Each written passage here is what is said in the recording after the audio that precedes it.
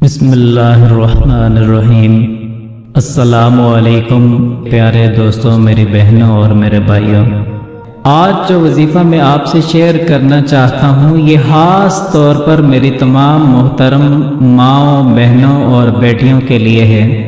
اس کو توجہ سے سنیں۔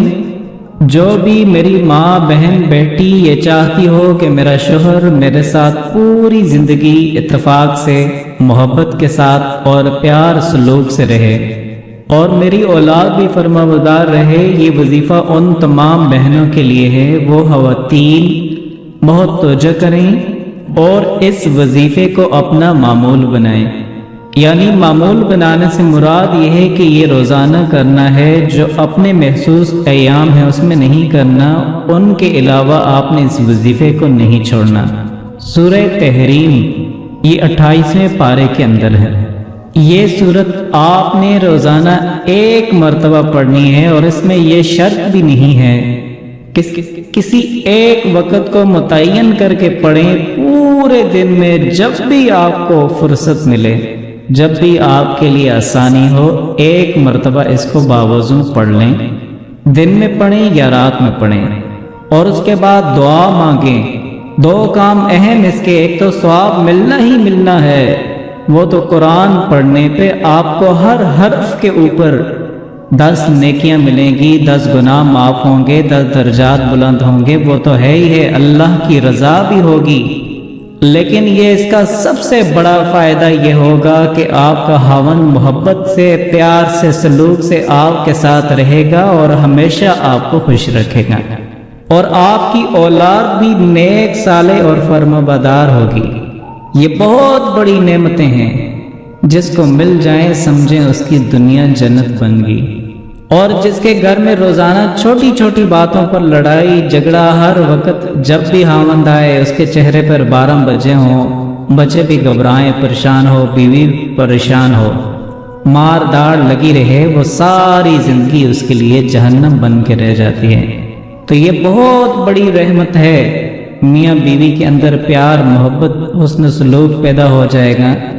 آپ صلی اللہ علیہ وسلم نے فرمایا کہ سب سے اچھا آدمی وہ ہے کہ جو اپنے گھر کے اندر بیوی اور بچوں کے ساتھ پیار اور محبت سے رہتا ہے۔ اور آپ نے اپنی مثال دی کہ جس طرح میں گھر کے اندر اپنی ازواج مطہرات کے ساتھ محبت اور خلوص کے ساتھ اور پیار سے پیش آتا ہوں، یہ میرا نمونہ، یہ میرا طریقہ، اس میں میری سیرت کو اپنا لو، وہ آدمی کامیاب ہوگا۔ تو یہ نعمت اللہ آپ کو عطا فرمائیں گے۔ پڑھیں گی تو اللہ آپ کے شوہر کو مہربان کر دیں گے۔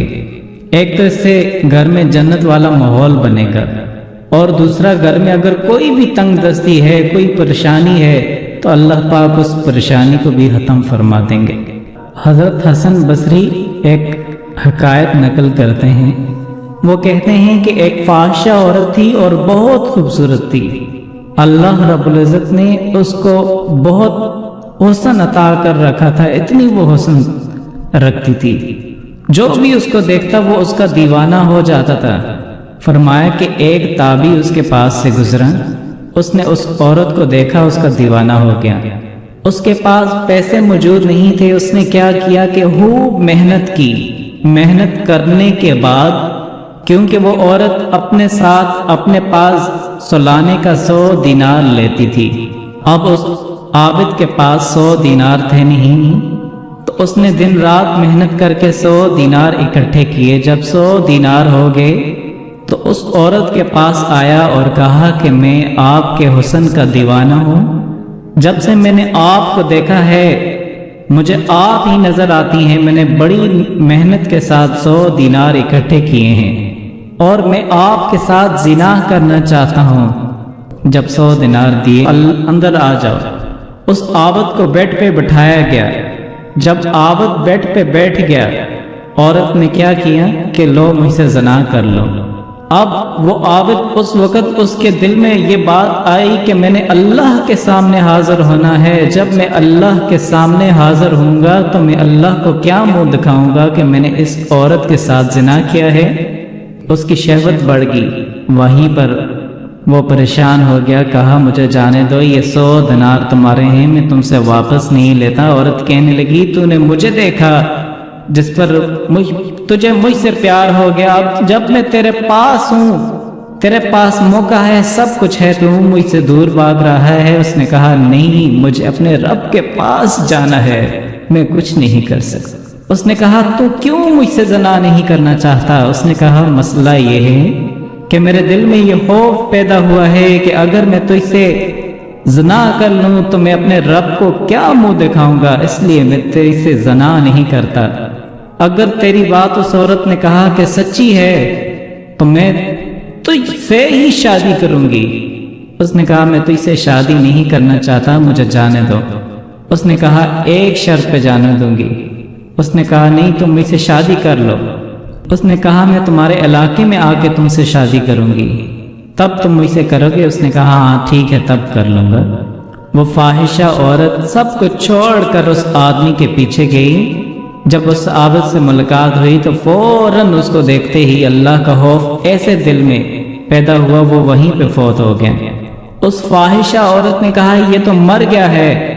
اس نے کہا کہ اس کا بھائی کوئی موجود ہے؟ یہاں پر اس بھائی کو لایا گیا۔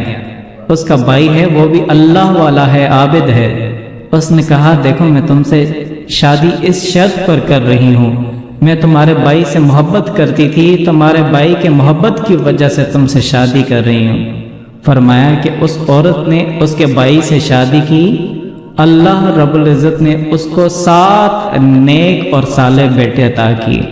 تو اس حقائق سے، اس واقعے سے یہ بات معلوم ہوتی ہے میرے دوستوں، میری بہنوں اور میرے بھائیوں، کہ ہم اپنی خواہشات کو چھوڑ کر کے سب کچھ اللہ پر قربان کر دیتے ہیں، اللہ کو راضی کرنا شروع کر دیتے ہیں، پھر اللہ پاک ان کے مسئلوں کو خود حل کر کرتے ہیں۔